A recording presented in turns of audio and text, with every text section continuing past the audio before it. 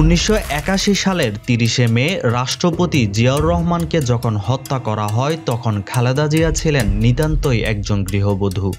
2 শিশু সন্তানকে নিয়ে তখন ঢাকা সেনানিবাসে অবস্থান করছিলেন খালেদা জিয়া। রাজনৈতিক দল হিসেবে বিএনপি তখন বিপর্যস্ত এবং দিশেহারা। জিয়াউর রহমান পরবর্তী দলের হাল কে ধরবেন সেটি নিয়ে নানা আলোচনা চলতে থাকে। বিএনপি নেতারা তখন দ্বিধাগ্রস্ত এবং তাদের মধ্যে কোন্দলও ছিল প্রবল। আপনাদের সরকার আশ্বাস দিচ্ছে যে শ্রমিকদের স্বার্থ সব সময় অক্ষুণ্ণ থাকবে।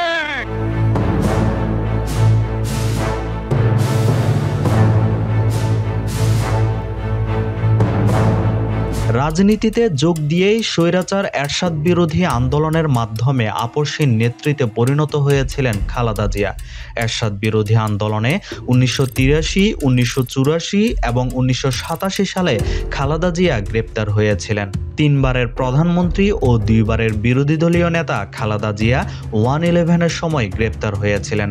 দেশ ছাড়ার জন্য চাপ থাকলেও দেশ ছাড়েননি তিনি। এরপর বিগত 15 বছর আওয়ামী লীগের শাসন আমলে নির্যাতনের শিকার হয়েছিলেন, জেলেও খাটতে হয়েছে তাকে, কিন্তু আপোস করেননি।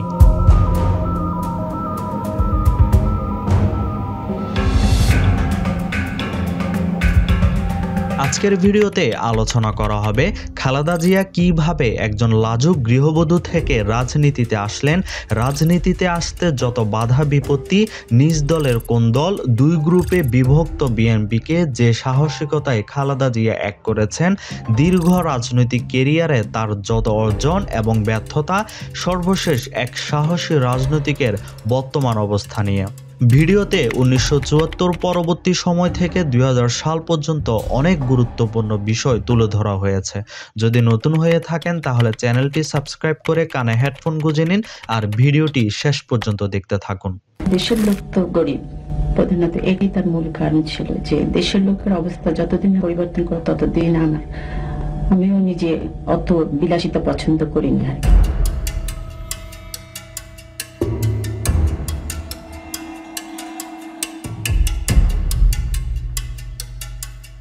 জিয়াউর রহমানের হত্যাকাণ্ডের পর ভাইস প্রেসিডেন্ট বিচারপতি আব্দুস সত্তারকে অস্থায়ী প্রেসিডেন্টের দায়িত্ব দিলেন। আব্দুস সত্তারের বয়স তখন আনুমানিক 78 বছর। তৎকালীন সামরিক বাহিনীর ঊর্ধ্বতন কর্মকর্তারা সত্তারকে পছন্দ করতেন, কারণ তারা জানতেন মিস্টার সত্তার রাজনৈতিকভাবে দক্ষ নন, শারীরিকভাবে দুর্বল। দলের একটি অংশ চেয়েছিল কাউন্সিলের মাধ্যমে নেতৃত্বের কাঠামো ঠিক করা হোক, কিন্তু অপর আরেকটি অংশ যারা রাষ্ট্রপতি আব্দুস সত্তারের সরকারে ছিলেন তারা সেটির বিরোধিতা করেন।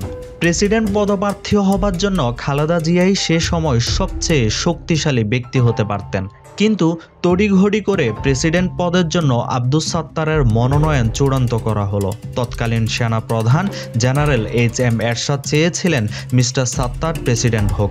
বিষয়টি নিয়ে তখনকার বিএনপিতে মতভেদ দেখা দেয়, কিন্তু তাতে লাভ হয়নি। শেষ পর্যন্ত সেনা প্রধানের ইচ্ছে অনুযায়ী কাজ হয়েছে। সাধারণ মানুষও সংশ্লিষ্ট বিষয় সম্পর্কে আরও বেশি তথ্য জানতে পারেন, যা গোটা জাতির সামগ্রিক মেধা বিকাশে সহায়ক ভূমিকা পালন করে। রাজনীতিবিদ, শিক্ষাবিদ, প্রশাসক, চিকিৎসক, প্রকৌশলী, আইনজীবী কিংবা সাংবাদিক হিসেবে তারা জাতি গঠন কাজে নিয়োজিত আছেন। বেগম জিয়া যদি প্রতিদ্বন্দ্বী হতে চাইতেন তাহলে অন্য কারো প্রার্থী হওয়ার তখন আর প্রশ্ন উঠত না। জিয়াউর রহমান যখন রাষ্ট্র ক্ষমতায় ছিলেন তখন খালেদা জিয়াকে প্রকাশ্যে খুব একটা দেখা যেত না। খালেদা জিয়া তখন রাজনীতিতে আসেন, সেটা অনেককে চমকে দিয়েছিল। জিয়াউর রহমান ক্ষমতাসীন হলেও লাজুক গৃহবধূ রূপে তার 2 ছেলে তারেক রহমান এবং আরাফাত রহমানকে নিয়ে সাংসারিক কাজে ব্যস্ত ছিলেন খালেদা জিয়া।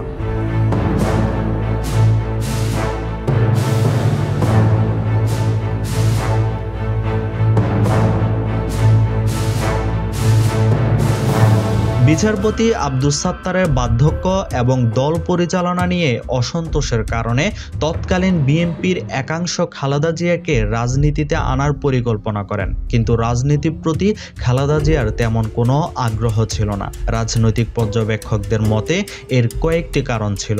প্রথমত, জিয়াউর রহমানের হত্যাকাণ্ড তার মনে গভীর দাগ কেটেছিল এবং তিনি মানসিকভাবে সেই ধকল কাটিয়ে উঠতে পারছিলেন না। দ্বিতীয়ত, খালেদা জিয়ার রাজনীতিতে আসার ব্যাপারে পরিবারের দিক থেকে তেমন কোনো উৎসাহ ছিল না। তৃতীয়ত, রাজনৈতিক ভাগ্য তাকে কোথায় টেনে নিয়ে যায় সেটি নিয়েও হয়তো খালেদা জিয়ার মনে চিন্তা ছিল। জিয়াউর রহমানের আকস্মিক হত্যাকাণ্ড তার মনের মধ্যে এক ধরনের অনিশ্চয়তা তৈরি করেছিল। এ সময় দলের নেতাকর্মীরা রাজনীতিতে আসার জন্য দিনের পর দিন খালেদা জিয়াকে বোঝানোর চেষ্টা করেন। তিনি দলের হাল না ধরলে দল টিকবে না বলেও অনেকে বলেন। দলকে ঐক্যবদ্ধ রাখার জন্য আপোষ ফর্মুলা হিসেবে খালেদা জিয়াকে বেছে নেওয়া হয়। অন্যদিকে খালেদা জিয়ার রাজনীতিতে আসার বিষয়ে তৎকালীন সেনাপ্রধান HM এরশাদের মনে ভয় ছিল বলে উল্লেখ করেন রাজনৈতিক বিশ্লেষকেরা। এরশাদ যেহেতু ক্ষমতা দখলের দীর্ঘ পরিকল্পনা নিয়ে এগিয়ে যাচ্ছিলেন, তখন ভাবছিলেন যে খালেদা জিয়া রাজনীতিতে আসলে পরিস্থিতি সামলানো তার জন্য কঠিন হয়ে যাবে। একটা জাতি হতে বিভিন্ন ধরনের কষাঘাত আসতে হবে, তাকে ফেস করতে হবে, তাকে আবার কষাঘাত আসবে বিভিন্ন ধরনের। আসার পরে there will be a nation. এখনো বাংলাদেশ নেশন হয় নাই। যখন ওইটা দেখবে তখন সরকার দেখবে যে আরে এদেরকে প্রতিহত করতে, অথবা যে কোনো দলে হোক, সরকার, আমি বিএনপির কথা বলতে আমি আপনার সাথে একাডেমিক ডিসকাশন করতেছি। কনস্টিটিউশনের বাইরে পলিটিক্স করলেই আপনার পলিটিক্যাল শেল্টার পায়। খালেদা জিয়াকে রাজনীতিতে আসার ব্যাপারে গুরুত্বপূর্ণ ভূমিকা রেখেছিলেন কর্নেল আকবর হোসেন, সাবেক সামরিক কর্মকর্তা নুরুল ইসলাম শিশু এবং AQM বদরুদ্দোজা চৌধুরী। কর্নেল আকবর হোসেন পরবর্তীতে বিএনপি সরকারের মন্ত্রী হয়েছিলেন।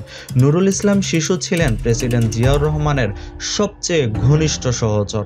এছাড়া AQM বদরুদ্দোজা চৌধুরী পরবর্তীতে বিএনপি সরকারের মন্ত্রী এবং বাংলাদেশের রাষ্ট্রপতি হয়েছেন। 1982 সালের 7 নভেম্বর খালেদা জিয়া জিয়াউর রহমানের সমাধিস্থলে গিয়ে প্রথম রাজনৈতিকভাবে আত্মপ্রকাশ করেন। বিএনপির ওয়েবসাইটে দেওয়া তথ্য অনুযায়ী 1982 সালের 3রা জানুয়ারি একজন রাজনৈতিক কর্মী হিসেবে খালেদা জিয়া আত্মপ্রকাশ করেন। সেদিন তিনি বিএনপির প্রাথমিক সদস্যপদ লাভ করেন। একই বছর 7 নভেম্বর জিয়াউর রহমানের সমাধিস্থলে শ্রদ্ধা নিবেদন করতে গিয়ে খালেদা জিয়া প্রথম বক্তব্য রাখেন। বিএনপিতে যোগ দেওয়ার পর থেকে খালেদা জিয়া বিভিন্ন রাষ্ট্রীয় অনুষ্ঠানে হাজির হওয়া শুরু করেন।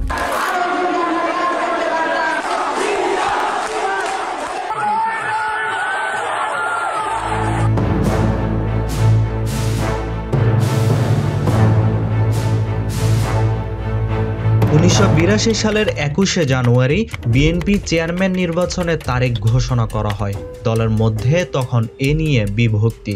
দলের তরুণ অংশ চেয়েছিল খালেদা জিয়া দলীয় প্রধান হোক, অন্যদিকে রাষ্ট্রপতি আব্দুস সাত্তারকে বিএনপি প্রধান হিসেবে দেখতে আগ্রহী ছিল তৎকালীন সেনাপ্রধান জেনারেল এরশাদ।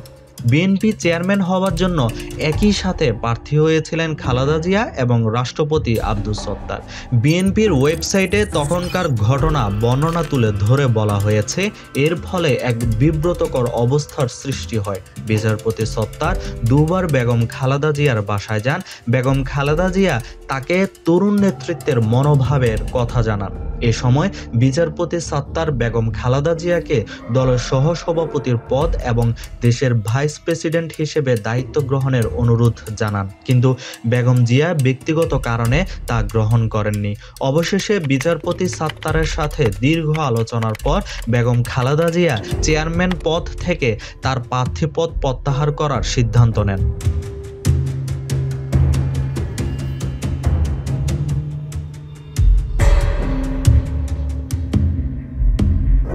1982 সালে 24শে মার্চ তৎকালীন সেনাপ্রধান এইচ.এম. এরশাদ এক সামরিক অভ্যুত্থানের মাধ্যমে রাষ্ট্রপতি আব্দুস সত্তারকে ক্ষমতাচ্যুত করেন। তখন রাজনীতিতে সাত্তারের আর কোনো মূল্য থাকেনি। তার বার্ধক্য, অসুস্থতা এবং নিষ্ক্রিয়তার কারণে দল থেকে তিনি আড়ালে পড়ে যান। সাত্তার আনুষ্ঠানিকভাবে বিএনপির চেয়ারম্যান থাকলেও দল পরিচালনায় খালেদা জিয়া প্রভাব বাড়তে থাকে। 1983 সালের মার্চ মাসে খালেদা জিয়া দলের সিনিয়র ভাইস চেয়ারম্যান হন এবং এপ্রিল মাসের প্রথমে বিএনপির এক বর্ধিত সভায় তিনি ভাষণ দেন।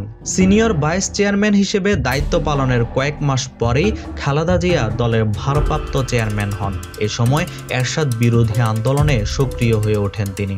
পাকিস্তান থেকে ফেরত আসা তাদেরকে দিয়েই মূলত তিনি আর্মিটা সুসংগঠিত করেছিল। সুতরাং তিনি ক্ষমতা দখলের আগে একটি বড় গ্রুপকে জিয়া সাহেবের মৃত্যুর সাথে জড়িত করে ফাঁসির কাস্টে ঝুলালেন, আরেকটি গ্রুপকে চাকরি থেকে ডিসমিস করে দিলেন, রিটায়ার করে দিলেন, আরেকটি গ্রুপকে নিষ্ক্রিয় করে রাখলেন এবং কিছু কিছু রাজনীতিবিদদেরকে তিনি বিভিন্ন জায়গায় ডেকে পাঠান, তাদের সাথে আলাপ আলোচনা করেন, মন্ত্রীদের মধ্যে তিনি ডিভিশন নিয়ে আসেন এবং একটা গ্রুপের তিনি সমর্থন আদায় করেন। এই দিক নির্দেশের ভিত্তি করেই জনগণের সরকার একসাথে কাজ করে যাবে, তাই আমি দিয়েছি দিক নির্দেশ।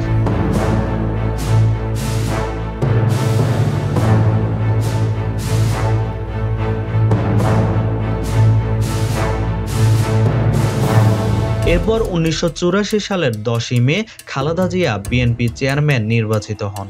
খালেদা জিয়া দলের চেয়ারম্যান হোক, এটি সামরিক নেতারা, দুই গোয়েন্দা বিভাগ এবং মন্ত্রিসভার দুই গ্রুপ কেউ চায়নি। প্রভুদের এবং নিজেদের স্বার্থ রক্ষার জন্য প্রধানমন্ত্রী শাহ আজিজ অনেকটা জোর করে বিচারপতি সাত্তারকে দিয়ে মনোনয়নপত্রে সই করান। খালেদা জিয়া যদি তখন বিএনপির হাল না ধরতেন তাহলে বিএনপি নিঃসন্দেহে গভীর সংকটে পড়ত বলে অনেকে জানান। এরশাদ বিরোধী আন্দোলন যখন ধীরে ধীরে জোরালো হচ্ছিল তখন বিএনপির বাইরে অন্য রাজনৈতিক দল থেকে খালেদা জিয়াকে দলের নেতৃত্ব গ্রহণের অনুরোধ জানানো হয়েছিল। এক্ষেত্রে হায়দার আকবর খান রনু এবং রাশেদ খান মেনন ছিলেন অন্যতম। খালেদা জিয়ার সাথে আলোচনার জন্য তারা দুইজন তার তৎকালীন ক্যান্টনমেন্টের বাসায় গিয়েছিলেন। আমি আন্তরিক কৃতজ্ঞতা ও প্রাণঢালা ধন্যবাদ জানাই এদেশের সকল ভোটারকে, যারা সকল ভয়ভীতি উপেক্ষা করে ভোট কেন্দ্রে গিয়েছেন, যারা সকল প্রলোভন প্রত্যাখ্যান করে গণতন্ত্রের সৎ চর্চা করেছে। 1980 দশকে জেনারেল এরশাদের সামরিক শাসনের বিরুদ্ধে আন্দোলনের মাধ্যমে দেশ জুড়ে খালেদা জিয়ার ব্যাপক পরিচিতি গড়ে ওঠে। জেনারেল এরশাদের পতনের পর 1991 সালে যে নির্বাচন অনুষ্ঠিত হয়েছিল তাতে বিএনপি জয়লাভ করে। রাজনীতিতে আসার 10 বছরের মধ্যেই প্রধানমন্ত্রী হন খালেদা জিয়া। খালেদা জিয়া তার রাজনৈতিক জীবনে যতগুলো নির্বাচনে অংশ নিয়েছেন তার সবগুলোতেই জয়লাভ করেছেন। খালেদা জিয়ার শাসনামল 1991 থেকে 96 এবং 2001 থেকে 2006 সাল এই দুই ভাগে ভাগ করেন অনেক রাজনৈতিক পর্যবেক্ষক। 2001 সালে ক্ষমতাসীন হবার পর থেকে খালেদা জিয়ার সরকার একের পর এক বিতর্কের মুখে পড়ে। সেই বিতর্ক থেকে তার দল ও সরকার আর বেরিয়ে আসতে পারেননি। শেষ পর্যন্ত বাংলাদেশের রাজনীতিতে সেনাবাহিনীর হস্তক্ষেপ ঘটে।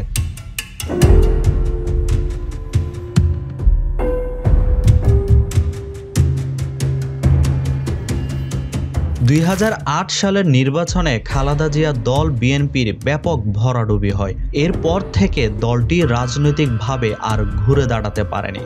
2014 সালের 5 জানুয়ারি নির্বাচন বর্জনের পর বিএনপি রাজনৈতিকভাবে অনেকটা চাপে পড়ে যায়। খালেদা জিয়ার সামনে সবচেয়ে বড় চ্যালেঞ্জ এসে হাজির হয় তার বিরুদ্ধে করা দুর্নীতির মামলা। জিয়া আরফানেজ ট্রাস্ট দুর্নীতির মামলায় সাজাপ্রাপ্ত হয়ে 2018 সাল থেকে খালেদা জিয়া কারাগারে ছিলেন। 2020 সালে তিনি সরকারের নির্বাহী আদেশে কারাগারের বাইরে আছেন। এজন্য নানা বিধিনিষেধ পালন করতে হয় তাকে, যার মধ্যে রয়েছে রাজনীতিতে অংশ না নিতে পারা, বিদেশে যেতে না পারা ইত্যাদি। বাংলাদেশের মানুষ আজকে মোটেও ভালো নেই, মোটেও শান্তিতে নেই। প্রতিনিয়ত জুলুম, অত্যাচার, অন্যায় একদম মানুষের সহ্যের সীমা ছাড়িয়ে গেছে। বাংলাদেশের ইতিহাসে বেগম খালেদা জিয়া এক অনমনীয় নেতৃত্বের নাম, যার আপসহীন সংগ্রামী মনোভাব এদেশের মানুষকে গণতান্ত্রিক অধিকার আদায়ের লড়াইয়ের পথ দেখিয়েছে বারবার। সাধারণ একজন গৃহবধূ থেকে রাষ্ট্রের ক্রান্তিলগ্নে এক অপ্রতিরোধ্য নেতৃত্ব হয়ে উঠেছিলেন তিনি।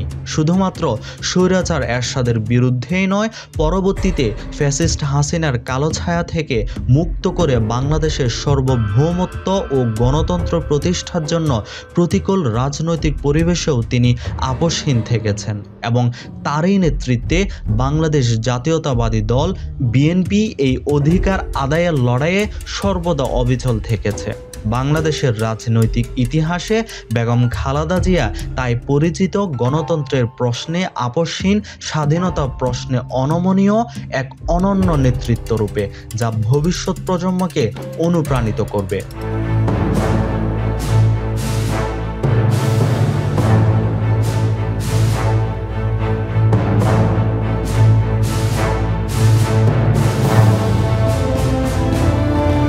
ভিডিওটি কেমন লাগলো তা কমেন্ট করে জানাতে পারেন। এরকম আরও গুরুত্বপূর্ণ ভিডিও পেতে চ্যানেলটি সাবস্ক্রাইব করে সাথে থাকুন।